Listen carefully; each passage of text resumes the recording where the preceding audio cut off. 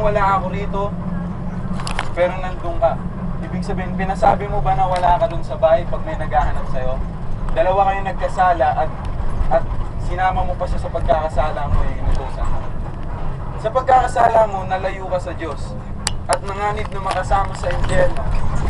Sa mga nakikipagtalik sa kapwa lalaki o babae, nagnanakaw, sakit, naglalasing, nanlalait, nandaraya, mamamatay tao, nakikiapid, mangkukulang, sumasamba sa Diyos-Diyosan, at lahat ng mga sinungaling. Ang maging bahagi nila ay sa lawa na nagliliyab na asupre. Ito ang ikalawang kamatayan. Paano ka maliligtas dito? Di ka maliligtas sa paggawa ng mabuti. Iyon ay marumi. Di matatanggap ng banal na Diyos. Alipin ka pa ng kasalanan. Dahil dito, ang makapagliligtas sa iyo, ay hindi maaaring tulad ng tao lang. Kailangan may kakayahan siyang gawin kang bagong nilikha. Gayon ang Mesiyas, ang salita ng Diyos. Sa pamamagitan niya, nalikha ang lahat ng bagay. Kailangan din siyang maging tao upang mamatay dahil sa mga kasalanan mo. Makikilala siya bilang taong binuhay muli ng Diyos. Sa mga nagsabing silang Mesiyas, si Jesus lamang ang muling binuhay ng Diyos at nagpakita sa 500 higit na tao. Bilang Panginoon at Hari, siya ay naluklok sa kanan ng Diyos. Matakot ka sa Kanya dahil siya ang hahatol sa iyo. Kaya upang maligtas ka sa kasalanan, dapat mong tanggapin si Jesus na iyong Mesiyas. Pangako niya, tumayo na ako sa pintuan at kumakatok.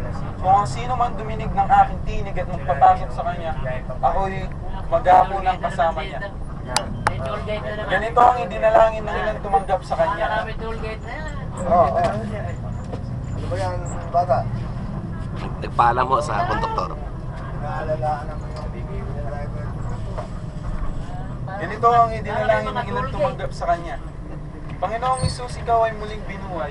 Binubuksan ko na po ang pinto ng buhay ko at tinatanggap kita na aking Mesiyas, Hari at tagapagligtas sa kasalanan at kapahamakan. Maiiwasan ko na ang magkasala at masusunod na po kita.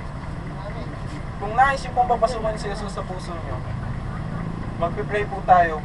Babasahin ko po ito ng paputol-putol at kung gusto niyo pong ipag-pray, susunod po kayo. Manalangin tayo. Panginoong Hesus, sabihin mo, Panginoong Hesus, Ikaw ay muling binuhay. Binubuksan ko na po ang pinto ng buhay ko at tinatanggap kita na aking Mesiyas, Hari at tagapagligtas sa kasalanan at kapahamakan. Maiiwasan ko ng magkasala at masusunod na po kita. Amen. Batay sa pangako ni Jesus, tumayo na ako sa pintuan at kumakatok. Kung sino man ang duminig ng aking tinig at magbukas ng pinto, ako'y papasok sa Kanya at kasama niya maghapunan. Batay sa pangako niyang yun, pumasok na po ba sa puso niyo at binuksan niyo na? Pangako niya rin, hindi kita iiwan ni pababayaan.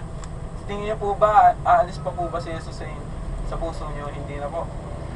Gayon, lagi mo na siyang makakasama. Dahil makakasama mo na siya sa hapunan, pinatawad ka na ba sa mga kasalanan mo? Gusto mo ba laging sundin siya? Kung gayon, kung may Biblia kayo sa bahay, basahin niyo po, simulan niyo sa dyan, papunta hanggang pahayag. Mas maganda kung tatapusin niyo po lahat.